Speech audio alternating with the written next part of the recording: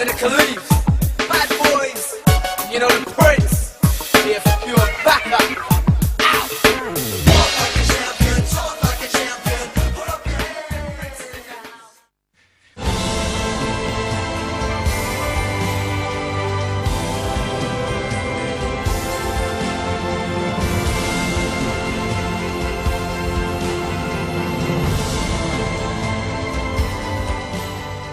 Today we have royalty on the show.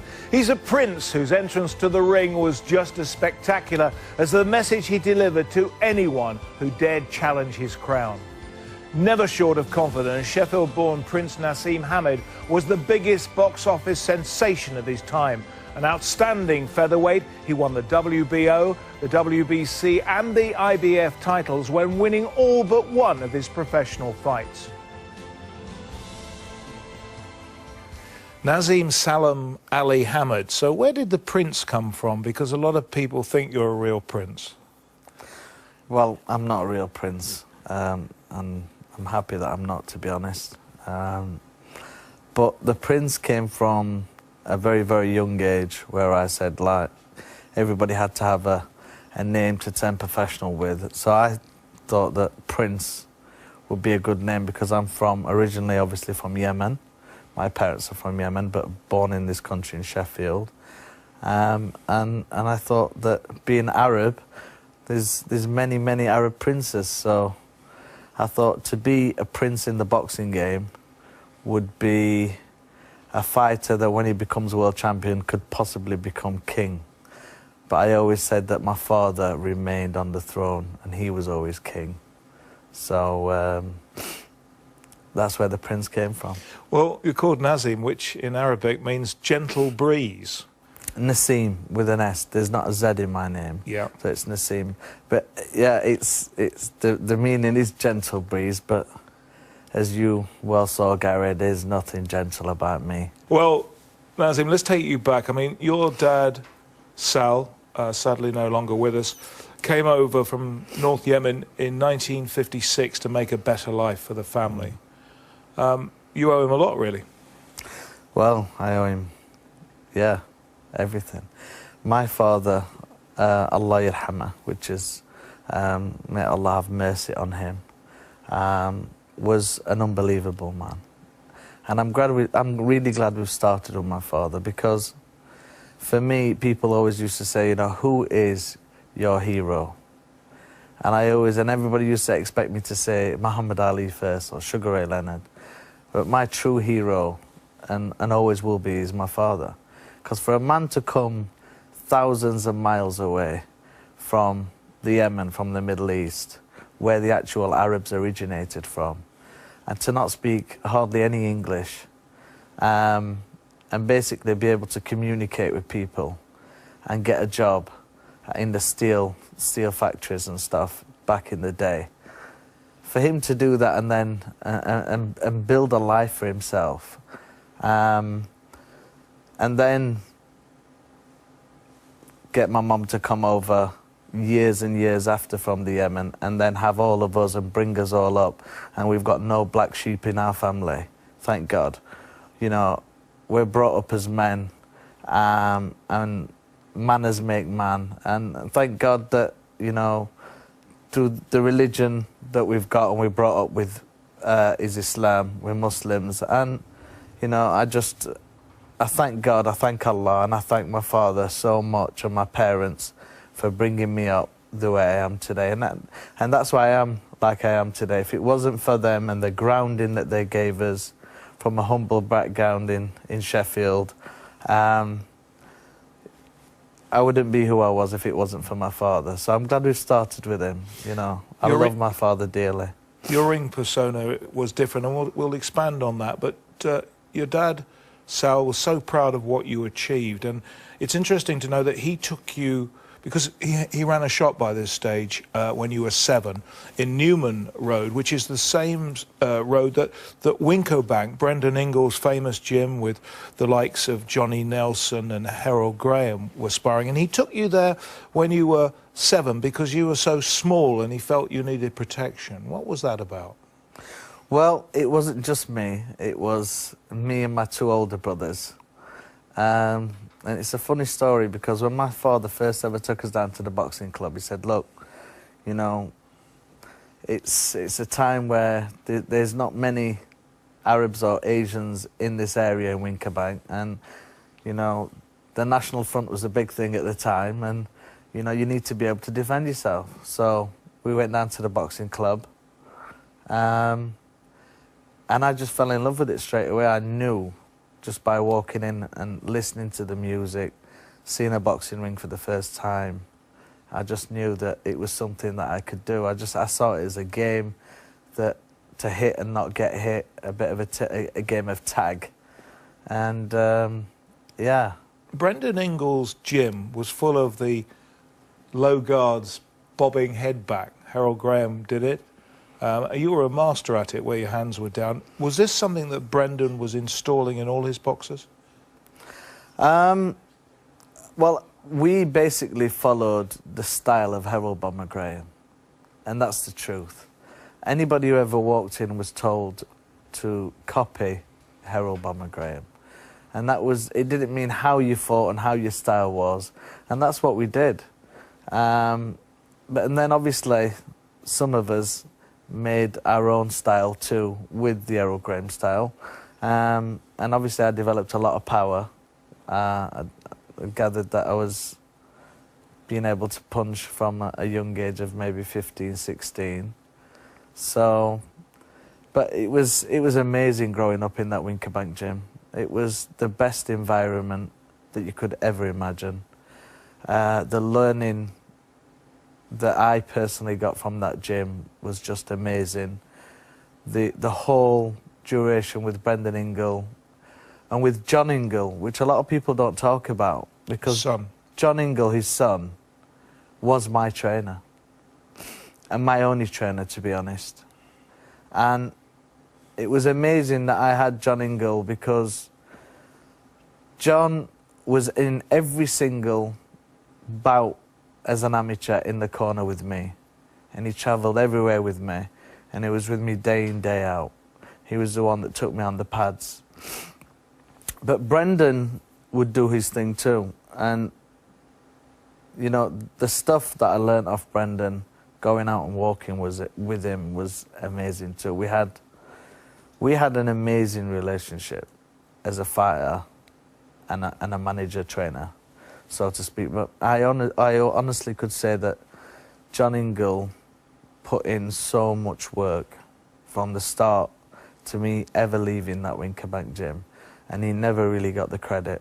And today, I'd love to give him that credit, because he deserves it, John Ingall. You're certainly doing that, and he's very active in the sport still. But from your point of view, the first time I met you, you were at ringside, you were an amateur at ringside at a Eubank fight, and you said, "Hey, you, I'm going to be world champion. My name is Naseem Hamed, and you better watch out for me." I know you had faith in me, and I remember meeting you, and I remember you interviewing me on my first ever fights as a professional, and me mentioning that you was Roger Melly on the telly at the time. Correct. And I remember so many great moments in my career, amazing moments, especially in my early stuff. It was just a roller coaster of success that I'd never forget. But you became a cult figure very quickly because of the way that you stopped people so quickly, but also because of your tiger print shorts and the way that you used to enter the ring with a somersault. Yeah, I mean, I always wanted to be different, and I suppose I showed that from a very, very early age. I remember having a sponsor from Liverpool as an amateur that got me a gold gown with a gold and green belt to go with it, with some shoulder pads and some tassels on the shoulders. So, I mean, I was actually doing my thing as an amateur and very, very confident in doing it. So it was just serving a great apprenticeship for being a professional. And I couldn't wait to step into the professional ranks, because I knew that when my time came, I was going to be a world champion. And that's why I'd probably, you know, say to you from a very young age, you watch me, because I'm going to be a world champion. And we was, you know, with Brendan and everything and growing up, you know, we had that confidence within us saying that we was going to do this, that and the other. And thank God it came true. See, it took me a long while to really understand you because you did have that confidence, and I'm interested to find out now that it was Brendan Ingle that installed it into you. Well, I wouldn't say he installed it, because I think every fighter, after a period of time of winning amateur national titles and boxing for England, develops that confidence. To say somebody installed it, I don't personally think that can be physically true for anybody to install anything onto anybody. You know, I honestly believe that, you know, the fighter himself or the sportsman himself, you know, learns his way, you know, with maybe a so-called trainer or this or that or the other. But, you know, you've got to feel your own ground and realise, you know, what you're doing and what benefits you and what's good for you and what's not. And I realised from a very, very early age, at the age of 11, of becoming British champion, national champion, schoolboy champion at the age of 11 on my 12th fight, that I had something. I had something. I knew I did. It was something that was within me that I knew that I could express very, very well. And that was fighting. And as a skinny, young, frail, brown boy, I knew I could do it. And from the age of 11, I was winning national titles every single year. I won 7 national titles, and I boxed for my country. I boxed for England. And I just thought that if they would have let me turn professional at the age of 12, I honestly believed in my heart I was good enough. But there because were rules, I was of course. beating up grown men in the gym at the age of 12 and 13. I was super confident. And do you know why I was super confident, Gary? Because I knew I was going to win.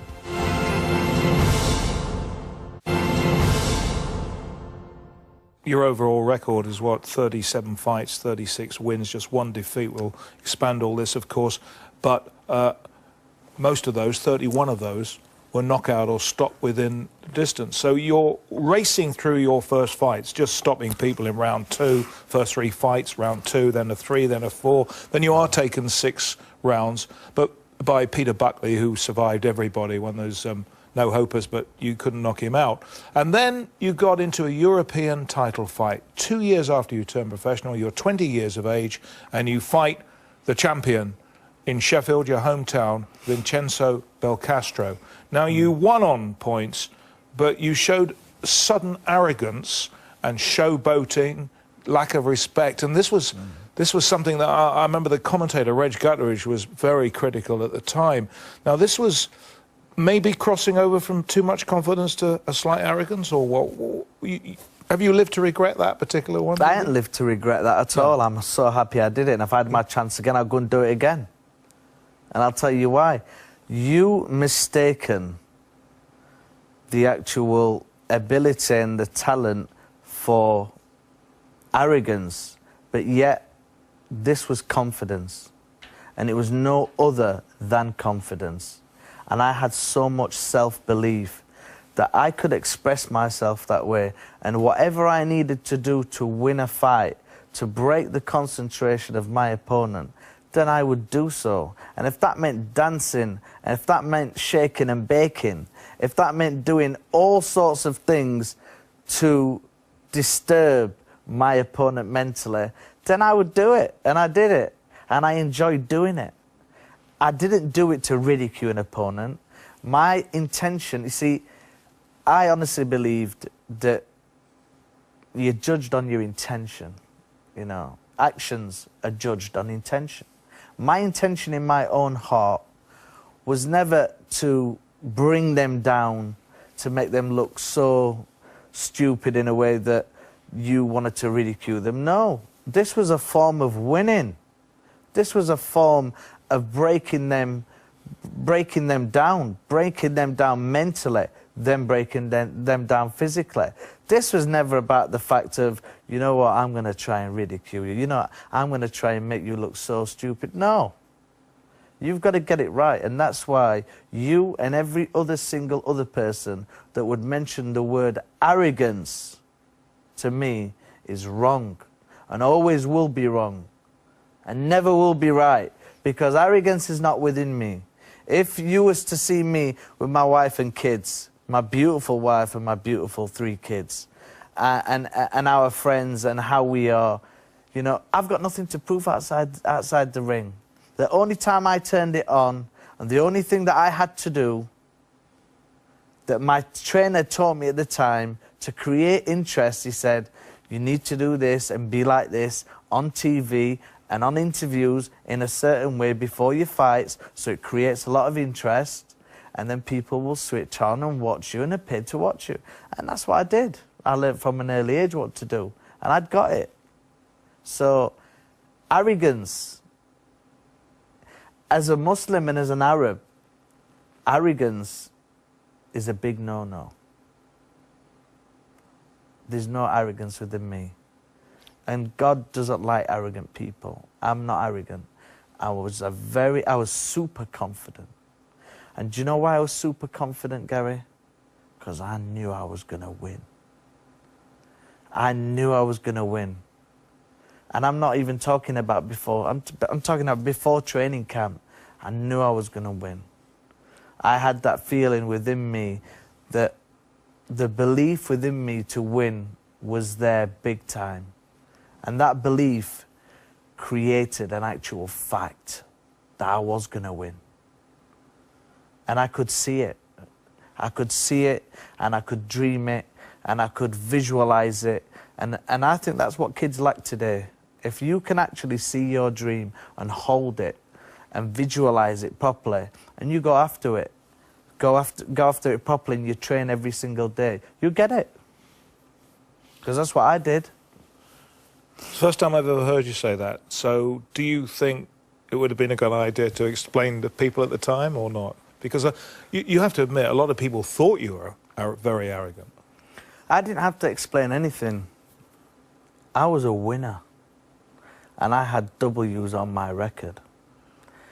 I didn't need to go and explain. I used to say that, look, you know, you make out I'm arrogant, you make out I'm this nasty guy, you make out I'm this and that. There were nobody more relaxed and more laid back and more cool in a way that I just wanted to win. And I wanted to look good doing it. And, you know, the fact is, one of the great things that people come up and say to me now is, you captivated the audience in a way that they either loved you or hated you, but they all wanted to watch you. If they became indifferent to loving me or hating me, I wouldn't have made no money, Gary. But I sit here today, I sit good, you know, and happy and relaxed, and thank God, you know, my true wealth would be in my health and in my beautiful wife and my beautiful kids and where we live today and the lifestyle that we live. That's your true wealth. Were there times ever that you were nervous or frightened going into the ring? I smile when you say that, Gary, because I don't know what it was about me, but I didn't have any form of nerves. Mine was just more about excitement. It was amazing one year to fight, you know, at Madison Square Garden, but before that, see your picture up in lights and your face in Times Square. But Michael Jackson coming and walking through the gym and stopping there and actually, you know, enjoying watching me before the Kevin Kelly fight and to his own music, and I was doing my thing in the ring. It was an amazing experience, and it was just, what can I say?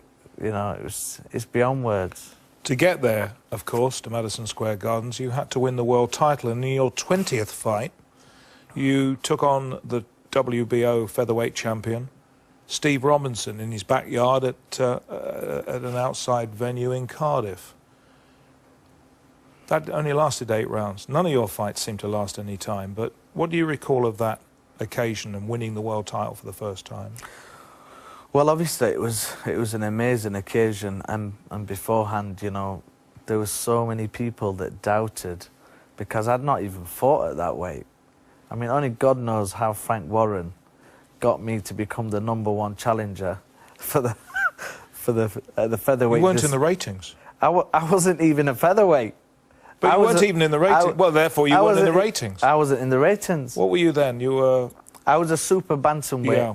Super bantamweight international champion or whatever. And that's why I thank Frank Warren. And I honestly believe that Frank Warren had a big part to play in my career because he did an amazing job. I honestly think that. Because he picked the fights. You know, he picked the venues. And what can I say? In a way, I really do regret the fact that we did part for a while. And then now we're obviously friends. But he's a very, very good promoter. He's been the best promoter this country's ever had. I mean, and he had an amazing career himself for over 35 years. But when I look back on it, I like the fact, the times that we had, and the times of, you know, having a laugh. And I could say to Frank all the time, you know, what round do you want this guy putting away in? You know, and the same thing with my dad. I'd always say to my dad, you know, my favourite round was round 2.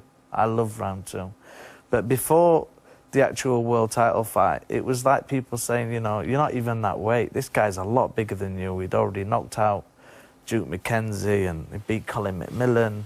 And he'd had a string of good names. And do you know what? I didn't even concentrate on the fact of how good he was and who he'd beat. And all I knew is the belief in myself. All I knew is how confident I was and the ability that I thought that I had. So getting to the fight for me was just an ordinary thing, and that's why I made it ordinary, just to fight that night and win in style and that hostile crowd. And it was hostile. I remember walking out, and I'd always walk out with my brothers. I'd always have my brothers with me. Nabil, Riyadh, Murad and Ali. And I'd want them to cover me when I'm coming out as form and as part of the security. But I remember somebody throwing a coin or a bottle top and it hit me in the eye. And I was thinking, you know, you guys have got to do a better job than this because I don't want to get hit coming out. And you could feel that hostility within that crowd of wanting you to lose that much. And all that did for me was drove me even more and give me that burning desire within my belly to, like, I'm going to beat your champion even worse now. You shouldn't have done this. You know what? I'm going to do such a job on him. And I did. I did. When you hear the bell go for the first time when I'm fighting Steve Robinson, you honestly think, who really is the champion and who is the challenger? Because I came out that night to do such a job, and I did. But you went on to make 15 defences. 15 defences, so 16 world title fights. And you picked up the IBF on the way as well for a short period. Yeah. So why was Frank Warren, do you think, critical of you in terms that you never really made it to the very end, that you could have gone on a lot further? And there were suggestions that maybe towards the end of your career you didn't train as hard as you'd done earlier. Would that be a fair comment?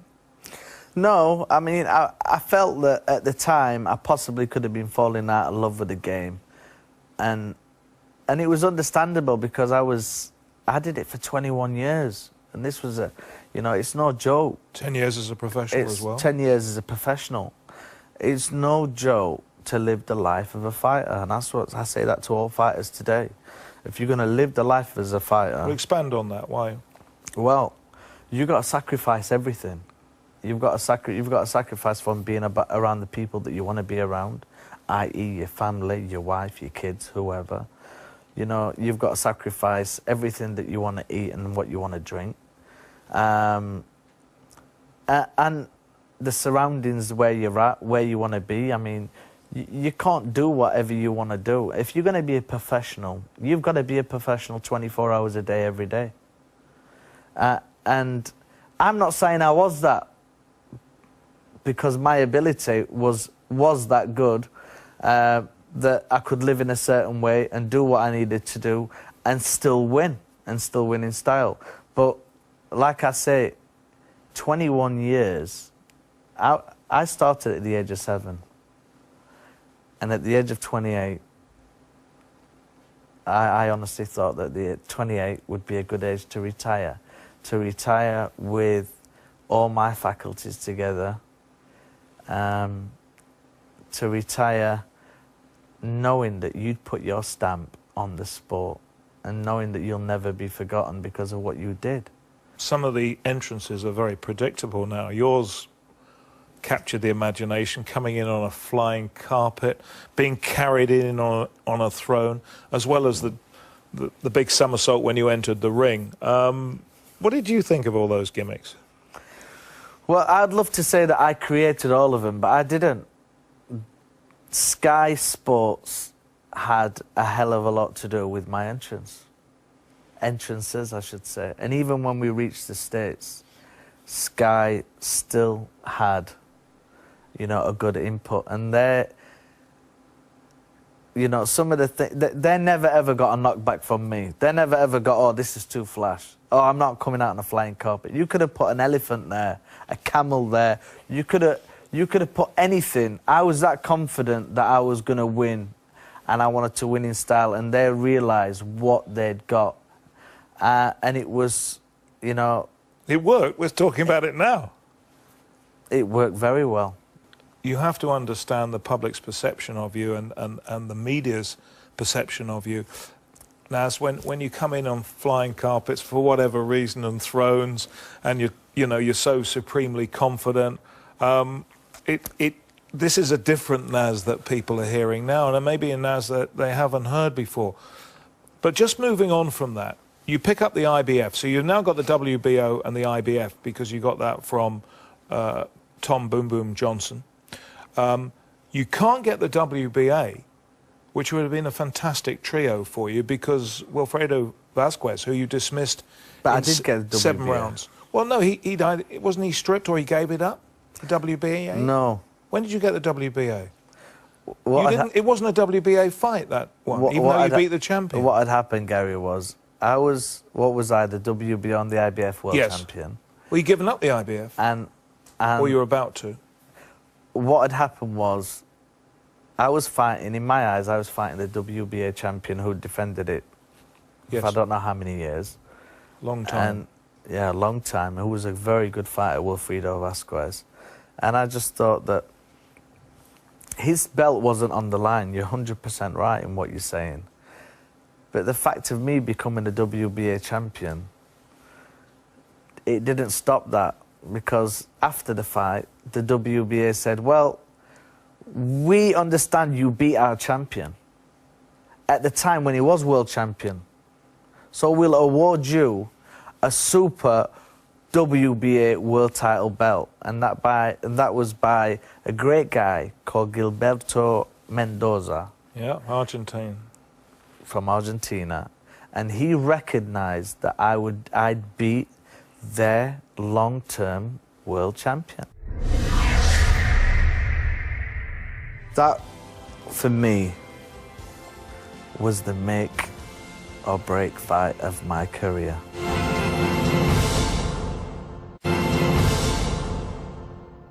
You also played a huge part in an impact with young people. You know, generations before you, Muhammad Ali had attracted a lot of young people to the interest of boxing, and you had a very young following as well. There were teenagers and people in their early 20s really admiring you. But if we just talked about the boxing for a moment, there was one fight I remember as you're getting towards the end of your career against Jose Badilla, who was a Puerto Rican, and here you showed some tremendous technical ability. Jose Badillo. Yeah. Good fight. He was a good fighter that people didn't realise how good he was. Puerto Rican that had fought for some world titles, I think. Yeah. And been in with some good guys. I think he'd fought Tom Johnson before me, who was the IBF world champion. Yeah, that was a good fight. And that was, I wanted to really turn it on. Not that I don't like to turn it on any other night, but that was a big night for me because that was in Sheffield. Yes, it was. And that was at the Sheffield Arena. Remember which round? And I can remember that you know, this fight, this whole card was called the Full Monty. Yeah. And at the time, The film. Yeah. Was a big, big thing. Yeah. And it was the Full Monty that night because it was a fantastic night. And I think I had a great undercard. I'm sure... did Joe Calzaghe fight that night against Chris Eubanks? Or don't you really remember? I think he might... He would have been top of the bill, not Naz. Calzaghe, Eubank would have been top of the bill, wouldn't it? Would they? Yeah. Well, I can even for you, that would have been... I don't think it was that night, was it? I can honestly tell you, Gary sat here with you. I mean, I hope one day that you possibly become famous yourself because of this interview. To tell me, and look me in the eyes and tell me that Joe Calzaghe and Chris Eubanks wouldn't be on my undercard. See, even I've got you as a doubter, and you sat right next to me. I'm not a doubter, but you wouldn't recognise me if I didn't make a point like that, would you? Come on. Well, I'm correcting your point. Okay. And your point's corrected today. Thank you. Because Joe Calzaghe and Chris Eubanks was on Prince Naseem's undercard. Do you know, I'd forgotten that. I stand corrected by you, Naseem. I'd forgotten that. Yeah. Remarkable and you know what? As it is. That's not being arrogant. That's just stating a point. Because I do remember them guys, and they were great fighters, and they did it amazing in their careers, especially Chris. And obviously, Joe, both of them did very, very well. Fantastic fighters. But it was good to see them guys, just like Nigel Benn and Steve Collins. They was on my undercard too. And I do thank Frank Warren, you know, for putting them fights together on my undercard. But listen, I was on their undercard one day. You're absolutely right, and by the way. I absolutely loved being on their undercard. And when you get a chance to make it in America, and I'm going to steer you into the Kevin Kelly fight now. You arrive by Concord, and this is a big fight. Your picture, as you alluded to earlier, is up on electronic scoreboards and advertising boards in Times Square. And this is going to be the fight for the WBO. Kevin Kelly, rated very highly in America.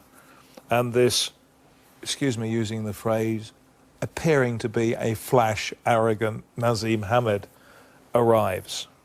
3 times you were knocked down, 3 times he was knocked down, and you were losing on points when the referee had to stop it in your favour in the 4th. What a night that was. That, for me, was the make or break fight of my career. Because, you know, when you're coming from Sheffield and you reach New York and you're doing interviews on CNN before the fight, and I've actually got some footage that nobody's ever seen where I'm talking to Kevin before the fight, and I said, Kevin, I'm going to knock you out in 4 rounds. He's like, you're not going to knock me. You're not going to knock me out in 4. I said, I'm going to knock you out in 4 rounds, Kevin. Maybe 3 then. So I knew before the fight that Kevin was no joke, because I remember reading about Kevin Kelly when I was an amateur. I remember him winning the WBC, being world champion way, way, way, way before me, and having the experience and fighting over 50 fights and losing 1 on points. So his record, but nothing fazed me. I just knew that destiny is destiny, and I just thought my destiny is to go in and knock him out. And I said to him, I'm going to knock you out in, 4 rounds. And within the press conferences, I used to say 3 rounds. I couldn't really make my mind up whether I wanted to knock him out in round 3 or 4, Gary. But I knew that once I'd hit him, and hit him good, it was going to be over. And that night, I mean, I remember the first time getting knocked down after coming out, after coming out and doing an entrance like that, behind a silhouette, and spending nearly 10 minutes getting into the ring, which was not my fault. I mean, I've got Sky footage that was there, in HBO footage, that show that the whole thing was just completely wrong. You know, I was told by a woman from HBO, look, I'm going to give you this cue, and when I give you this cue, you walk straight through. So I'm doing my dancing, and I thought, yeah, I'm going to warm up. I mean, I was wondering what my brother, the DJ Murad, was going to put on, which tunes he was going to roll out, because how many could he put on? And I was waiting for this woman. I'm saying, you can actually see my hands and my arms going to this woman, look, you know, what's going on? I want to fight. I didn't want to be out there dancing for as long as I did. But my opponent didn't know that. He thought that I was deliberately doing that to, I don't know, mess up his thoughts or do his head in. And I could swear to you today that after coming out, after nearly 10 minutes to get into the ring, I couldn't wait to get in the ring. But when I got to the ring, I thought, oh my God, these ropes are bigger than me. They're taller than me. How the hell am I going to do a front flip over the top rope? So, you know, I had to compose myself a minute and realise that, you know, I had to do a front flip over the top rope, which I did, and it was a good landing. But getting knocked down in the first round straight away, my dad ringside and my brothers there, my older brothers and younger brothers and my, you know, the family and, you know, and everybody that was watching, because I realised that my fights, there was over 1 billion people watching because it was global and nearly every country bought them and subscribed to buy the fights. So I was happy and proud about that. Mm-hmm. But then the first flash knockdown, I realised I had to pick myself up. And I knew still, there and then, I was still going to knock him out. And I still never ever changed my mind at the time that, you know, you're still going to go out in 4 rounds. I don't care what happens in between. You are still going to get knocked out. And thank God, he did put me down, you know, another 2 times, you know, after that. But still, he went down 2 in the second round. And the only time that my clear thoughts came true in that fight was at the end of the 3rd round. Because I felt I was on shaky legs from round 1 to round 3. I felt the ground was shaking, not me. It was all shaky. And the weird thing before that fight, I remember him coming to see me against Jose Badillo in Sheffield, yep. Him coming to ringside. And I was so excited because I just knocked the guy out or stopped the guy and won and defended my world title. And I said, Kevin, I'm going to knock you out. I'm going to knock you Spork out. And he said something to me that night that never, ever left my mind. And it was on my mind throughout the whole duration of the time he said it till the time that he hit me. He said to me, I'm going to smoke your boots. And I didn't realise what the hell he was on about. Gary, he said to me, I'm going to smoke your boots. Believe me, I'm going to smoke your boots. So I wait for the whole duration of my training, which went very well. I got to America. I didn't like the changing rooms. It was a bit cold.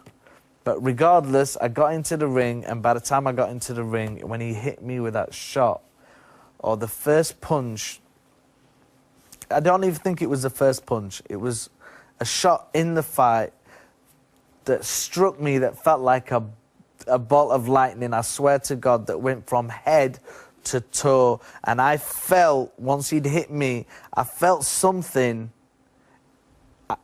in my boots.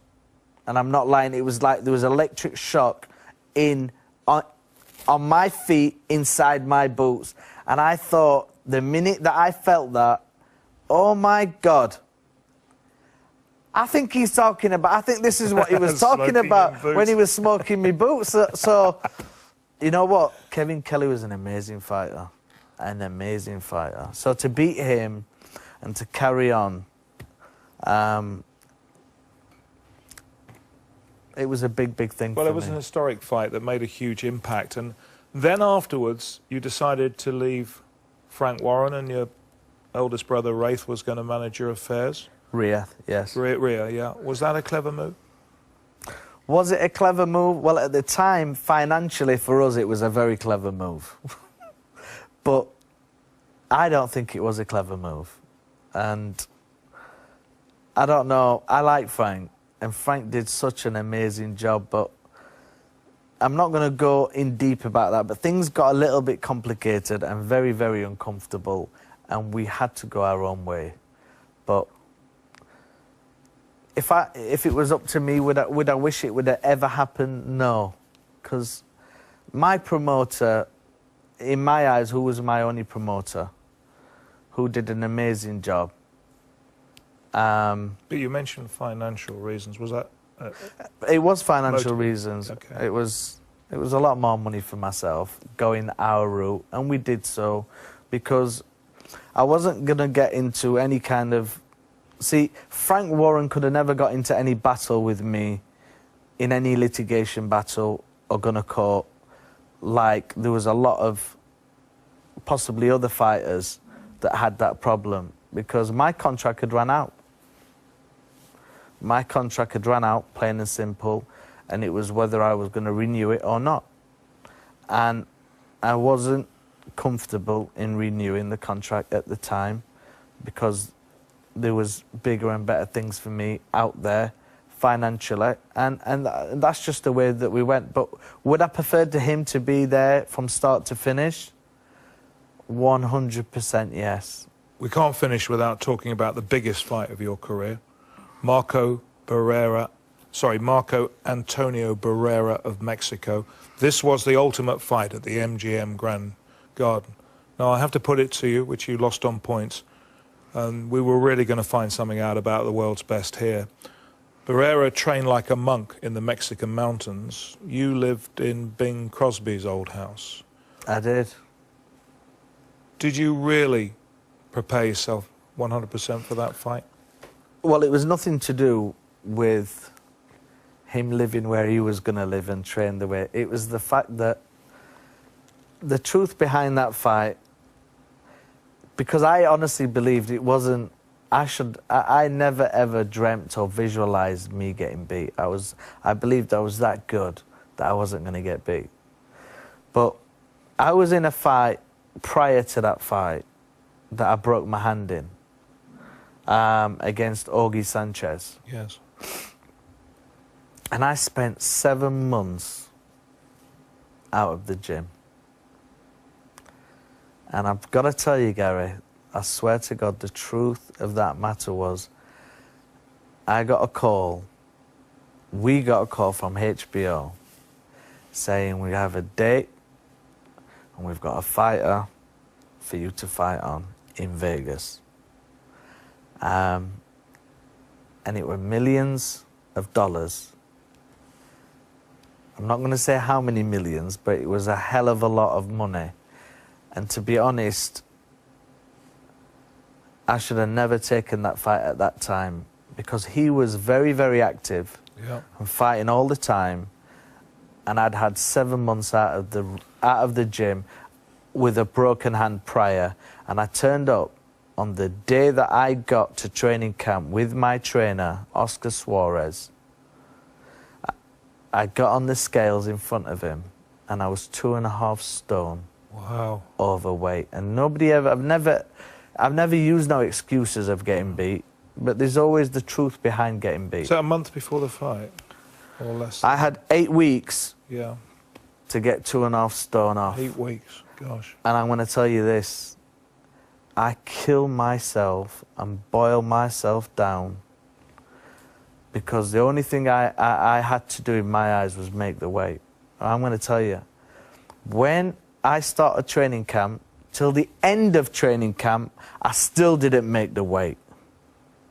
I got to Vegas a few days before the fight, and I was wearing plastic suits like all the fighters know at the top and losing weight. There was the last so many pounds when I got to Vegas, and I was in my hotel room, 5 in the morning, still training on a treadmill and shadow boxing in steam rooms, having had the hottest baths that I could have, on trying to just take off that extra 2 pounds. And there was a point when I was laid in the bath and I couldn't even pick up my head. I was that tired, and I was thinking I was fighting the world's best the day after. Well, I had to make weight. I had to make weight, you know, that day. I never made weight till the morning of the fight. The morning of the weigh-in, sorry. That's the only time I made the weight. So throughout the whole duration of training camp, and everybody around me must have thought, how is he going to make the weight? Amazing. So by the time I got in there, I had no power. it was dangerous. It was very dangerous. I'm surprised that I actually went 12 rounds. Yeah, so am I listening to that. Right, what a career. Who is your sporting hero? My sporting hero has to be Muhammad Ali, because I watched Ali from the age of 10, and I had this DVD.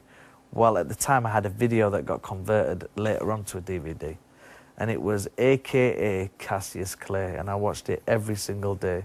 For me, the man was just amazing. You know, I studied his characteristics, his style, his attitude, you know, what he said and how he said it, the way he threw his punches, his movement, everything about him, you know, I absolutely loved. And for me, that's why he stood alone on a platform on his own, of a platform that I believed that could not be made by human hands.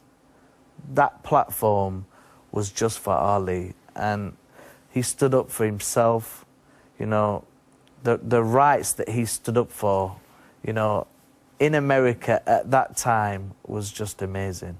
So, Muhammad Ali, you know, people always say to me that you can never ever, an individual can never ever be bigger than his sport. But do you know what, Gary? Muhammad Ali is bigger than boxing and bigger than sport. I thought I knew everything about you. I've learned a lot more today, Nas, and we had some great times together, and I'm delighted that you've become one of our sporting heroes. Thanks, pal. Cheers. Thank you, Gary.